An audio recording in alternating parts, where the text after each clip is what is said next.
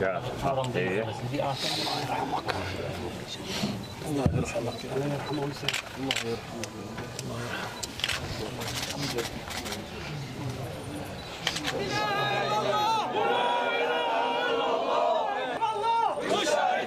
تم اطلاق النار وتم اطلاق النار اصابه له مباشره، وتم يعني الحمد لله استشهاده، الله يرحمه.